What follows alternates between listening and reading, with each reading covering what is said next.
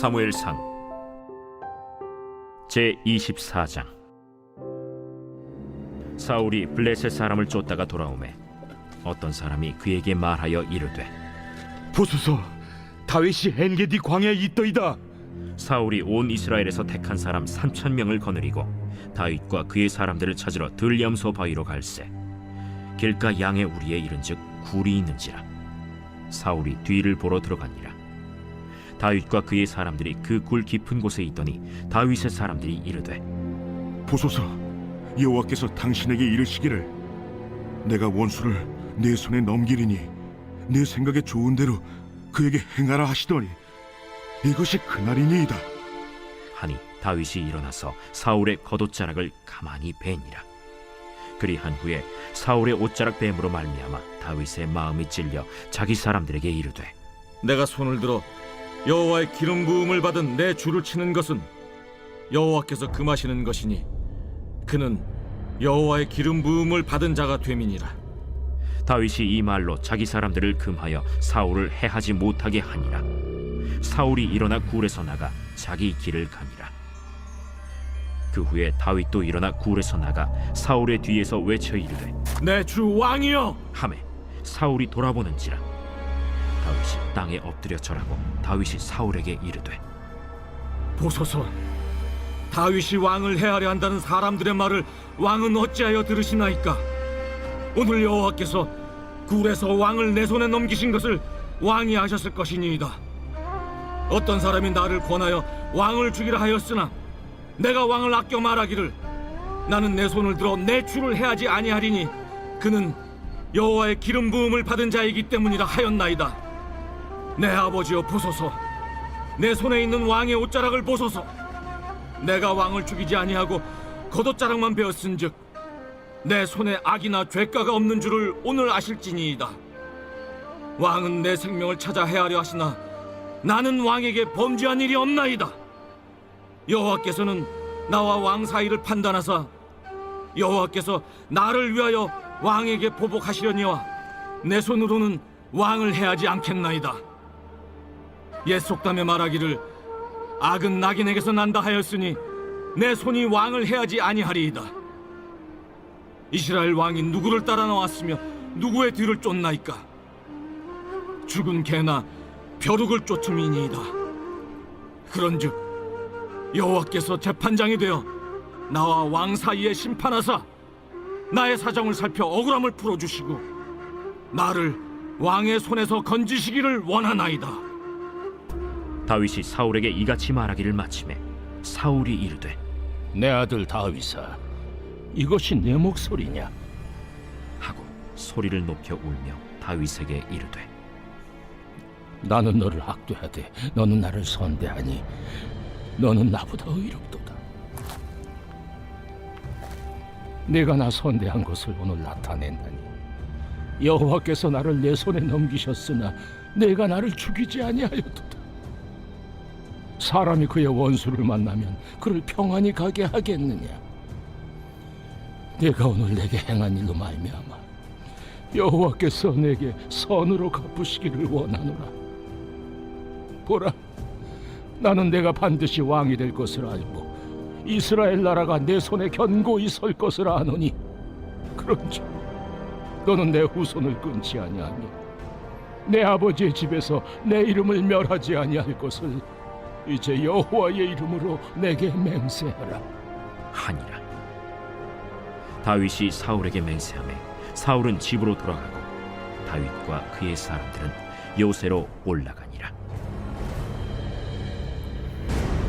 할렐루야. 사랑하는 열림문교회 성도 여러분, 지난 밤도 주님 주신 은혜와 평강 가운데 단잠 주무셨습니까? 아침을 깨우는 말씀, 수요일 이 아침에 주님께서 저와 여러분에게 주시는 말씀은 사무엘상 24장 1절로 22절까지의 말씀입니다. 오늘도 주시는 살아계신 하나님의 말씀을 통하여 저와 여러분의 삶 가운데 선명한 성경적 기준이 생겨지는 시간이 되길 원하며, 또한 그 세워진 하나님의 기준대로 살아내심으로 하나님께는 기쁨이요 저와 여러분의 삶 가운데 하나님의 형통한 은혜를 경험하시는 오늘 하루가 되었으면 좋겠습니다. 오늘 본문의 제목에 대하여 매일 성경의 해설자는 복수는 하나님의 손에라는 제목을 붙였는데요. 말 그대로 도망자 신세였었던 다윗에게 오늘 아주 절호의 찬스가 주어짐을 보게 됩니다. 바로 무방비 상태였던 어쩌면 원수라고 이야기할 수 있는 사울왕을 죽일 수 있는 기회가 주어졌지만 다윗은 스스로의 손에 피를 묻히는 것을 거절하고 그 복수를 하나님의 손에 맡겨드리는 것을 우리가 보게 되는 본문입니다. 오늘 본문의 내용을 여러분들 보시면 알겠지만 너무나도 유명한 이야기이고 많은 목회자들을 통해서 설교되었던 본문이 아닐까라는 생각이 듭니다. 어떤 목회자들은 이 사울왕의 옷자락을 베고 가슴 아파하는 다윗의 이 모습을 보면서 결국에는 주의 종, 대부분 이와 같은 설교를 하는 이들이 주의 종이라 하면 자신들 목회자를 가르치는 거겠죠.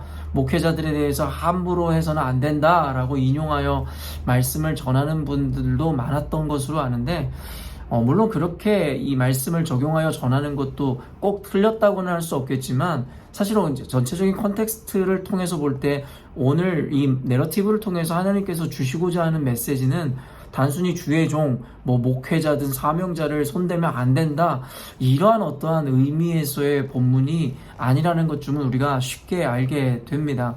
그렇다면 오늘 본문은 우리들에게 결론적으로 주고자 하는 메시지가 무엇이겠습니까? 아까도 매일 성경의 해설자가 결국엔 콕 집어서 제목 삼았듯이 결국에는 이 복수라는 것, 결과라는 것을 하나님께 맡겨드려야 한다라는 것이 오늘 본문에서 이야기하는 주된 내용일 것입니다. 지금까지 우리는 지금 다윗이 이 목숨을 구걸하는 장면, 그리고 수치에 빠지고 또 그로 인해서 거짓말도 하는 그의 모습을 통해서 그의 도망자 신세가 얼마나 고되고 낙심되었으며 좌절적인 순간인지를 우리는 보게 됩니다. 그리고 어제 말씀을 통하여 수풀에 숨어있는 그의 모습을 통하여 굉장히 두려움에 빠져있는 그의 모습을 우리는 보았습니다. 오늘 사울은 다윗을 쫓아 그의 이 목전까지 따라왔음을 오늘 본문에서는 보여주는데요. 2절 말씀을 보니 사울이 온 이스라엘에서 택한 사람 3,000명을 거느리고 다윗과 그의 사람들을 찾으려 두렴소 바위로 갈새 길가 양의 우리에 이른즉 굴이 있는지라 사울이 뒤를 보러 들어가니라 다윗과 그의 사람들이 그 굴 깊은 곳에 있더니 3,000명이나 되는 군대를 이끌고 다윗을 붙잡기 위해서 사울은 전진하고 또 전진하였습니다.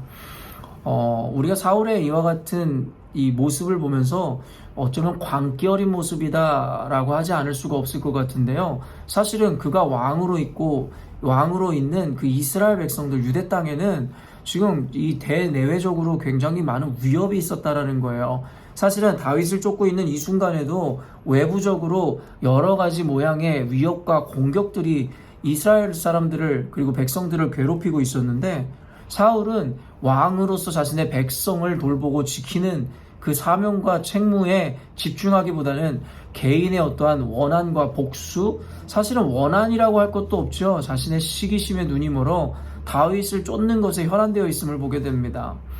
언젠가도 이야기했지만 사람이 분노하면 여러분 뇌에서는 어떻게 보면 기준을 흐릴 수 있는 신경물질이 발생된다라고 학자들은 이야기합니다. 그러므로 말미암아 그들이 이야기하는 것은 화가 났을 때에는 웬만하면 중요한 결정이나 선택을 하지 말라 이야기합니다. 왜냐하면 그 분노로 인해서 우리가 온전한 것을 분별할 수 있는 그 기준, 말 그대로 우리 안에 있는 인지 능력이 상실되기 때문이라고 이야기하는데요. 지금 눈이 멀어버린 사울의 모습이 그렇습니다. 왕으로서의 채통이고 자신의 책무고 관계없이 그 질투심과 시기로 인해 눈이 멀어 그 분노함으로 자신의 어떠한 이 정상적인 기준과 상식이라는 것이 완전히 무너져 버림으로 말미암아 다윗을 쫓는 것에만 혈안되어 있는 모습들을 보여주더라는 것이죠. 어찌되었든지 간에 그와 같이 비상식적인 행동으로 3,000명이나 되는 군대를 이끌고 다윗을 쫓다가 갑자기 뒤를 보러 굴에 들어갔다라는 거예요. 여기서 뒤를 본다는 표현은 원어적으로 용변을 보러 들어갔다라는 것입니다. 왕이 용변을 보러 가니 스스로의 채통도 있고 부끄러워하기에 당연하게 군대들은 밖에 머물게 하고 스스로 아무도 없을 것이다 라고 생각하는 굴에 들어가 용변을 보게 되는 것이 상식이겠죠. 그런데 하필이면 그때 당시에 굴 더 깊은 곳에 다윗과 그를 쫓는 사람들이 그 안에 숨어 있었더라는 것이에요. 그러면서 여러분, 그 절호의 기회를 맞이했다라고 생각했던 다윗의 사람들이 뭐라고 이야기합니까? 4절 보니 다윗의 사람들이 이르되 보소서 여호와께서 당신에게 이르시기를 내가 원수를 내 손에 넘기리니 내 좋은 대로 내 생각에 좋은 대로 그에게 행하라 하시더니 이것이 그날이니이다 하니 다윗이 일어나 사울의 겉옷자락을 가만히 베니라. 여러분, 이 장면을 보면서 우리들은 쉽게 이것은 하나님께서 주신 절호의 찬스다라고 생각할 수 있을 것입니다. 바로 다윗을 추종하던 사람들도 그와 같이 생각하였습니다. 사실 우리가 근데 여기서 주목해 볼 말이 무엇이냐면 어제 말씀을 통해서도 우리가 보지만 어쩌면 하나님 앞에 불의를 행하고 악을 행하고 있는 사울조차도 스스로가 여호와의 이름으로 악을 행하더라는 것이에요. 참으로 놀랍죠. 근데 어떻게 보면 놀라울 것도 없는 게 이 시대에 많은 거짓 선지자들이든 교회의 분열을 위해서 악을 주장하는 이들이든 대부분 많은 이들이 여호와의 이름으로 하나님을 위하여 그와 같은 일을 한다라고 이야기하며 이와 같이 악을 저지르는 것을 우리는 너무나 많이 보게 되더라는 것입니다. 말 그대로 착각이죠. 그들은 자신들의 인생 가운데 삶 가운데 자신들이 생각하기에 형통하거나 사업이 잘 되거나 인생이 잘 되고 사람이 모이기 시작하면 자신들이 마치 여호와 하나님께 복을 입어 하나님께서 주신 축복이다라고 착각하는 경향이 있습니다. 인간이란 존재는 이와 같이 보여지는 그리고 나타나는 현상이나 상황으로 인해서 자신들이 하나님께 복을 받았다, 벌을 받았다라고 쉽게 착각하여 하나님의 뜻을 스스로 이야기하는 것을 보게 됩니다. 다윗의 사람들도 결국엔 원수처럼 여겨지던 사울왕이 호롤단신으로 여러분 그들의 눈앞에 있는 무방비 상태를 보니 이것이 여호와 하나님께서 허락하신 것이다라고 그저 상황적이고 정황적인 것만으로 하나님의 뜻을 오인해 버리더라는 것이죠. 여러분, 우리는 이와 같은 어떻게 보면은 낮은 수준의 이 신앙의 어떤 관념들을 버릴 수 있어야 된다라는 거예요. 단순히 인생이 잘 되고 잘 나가면 하나님께서 복을 주셨다, 그와 반대로 되는 일도 없고 낙심할 상황 가운데 있으면 하나님께서 우리를 벌하시고 저주하신 것이다. 여러분, 이와 같이 단순한 사고에서 벗어나지 못하면 말 그대로 기복주의적인 신앙 그 이상 이하도 아닌 정말 수준 낮은 신앙에 머물게 되더라는 것이에요.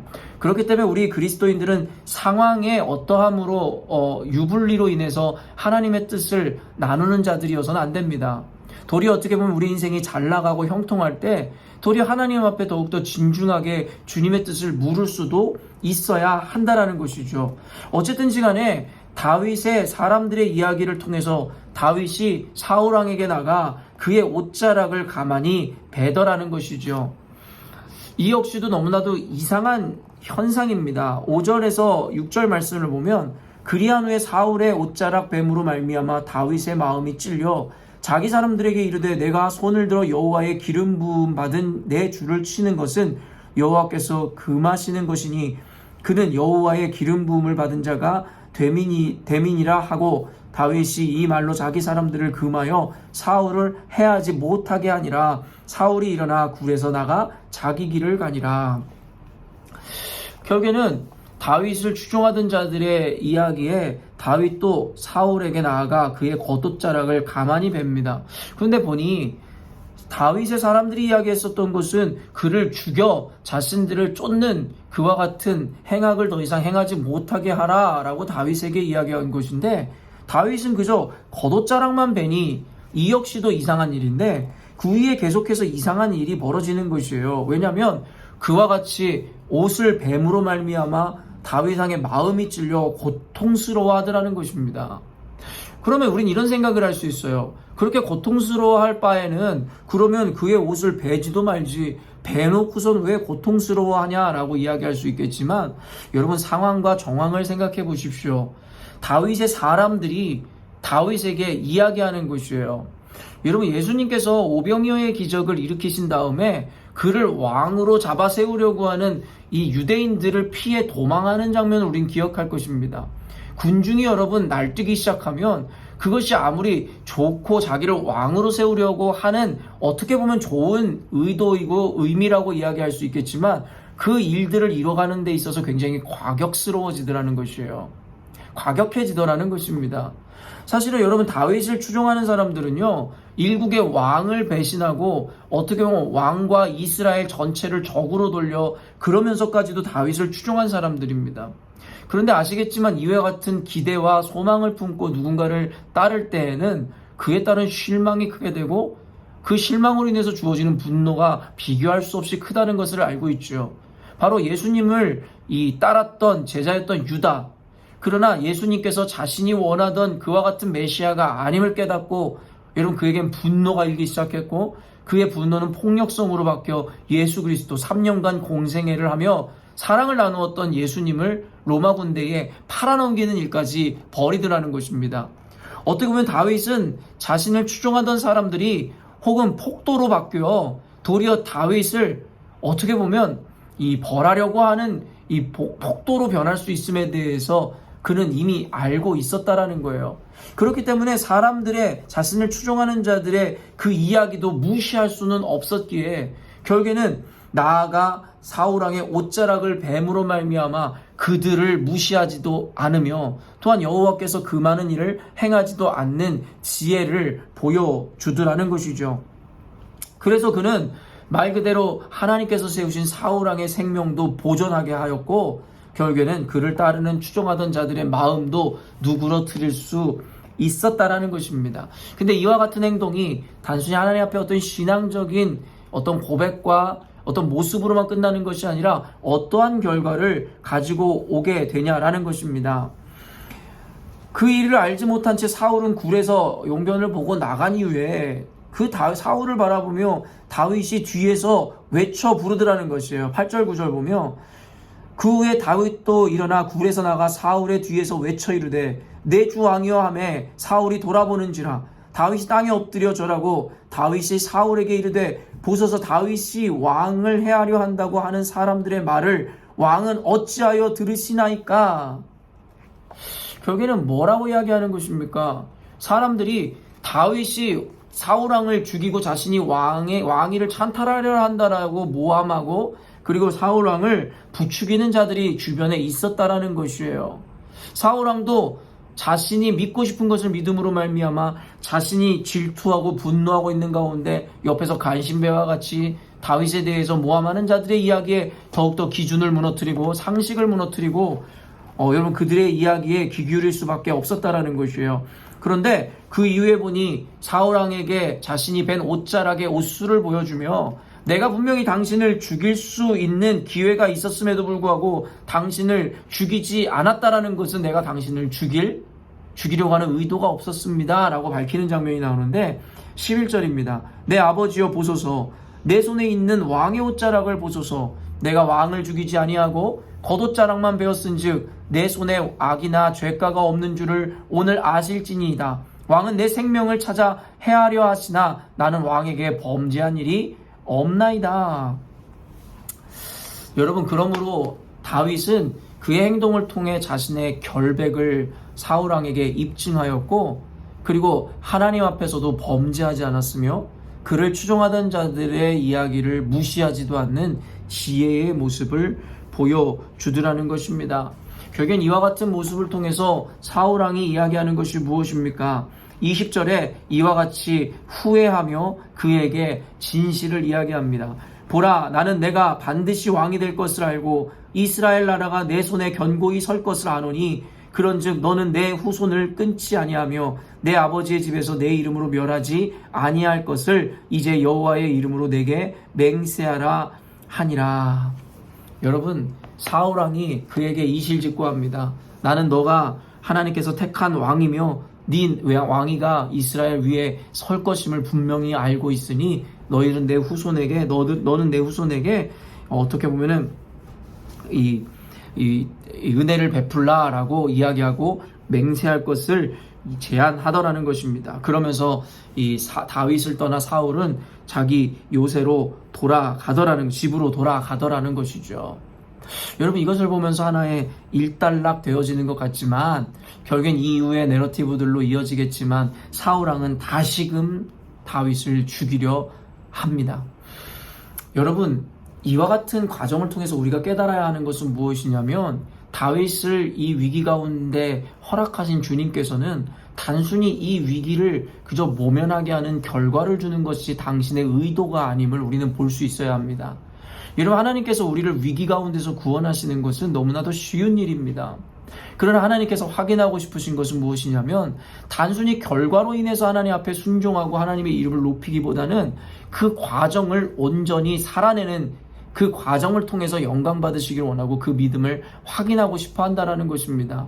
결국에는 다윗의 믿음을 시험하고 그의 믿음을 확인하기 위해 도구로 이용당하고 사용당하는 이 사울은 결국엔 그의 비정상적인 행동을 통해 우리들에게 보여주는 것이 무엇입니까? 악신이 일단 그에게 들어 그 안에 질투와 분노를 일게 한다라는 것. 그리고 주변에 아까도 얘기했지만 하나님의 사람을 모함하는 자들로 인해서 그는 속아 넘어간다라는 것. 그리고 어떻습니까? 이와 같이 분명한 이 사실 입증으로 인해서 사울은 후회하고 다윗에게 용서를 구하고 그를 축복하지만 이후에는 또다시 미쳐서 다윗을 죽이려 한다. 여러분, 무엇을 깨닫습니까? 상식이 중요하지 않다라는 것입니다. 하나님의 교회를 무너뜨리고 하나님의 사람을 무너뜨리려고 하는 자는 여러분 상식이나 우리의 이해로 그를 이해하려고 해서는 안 된다라는 것이에요.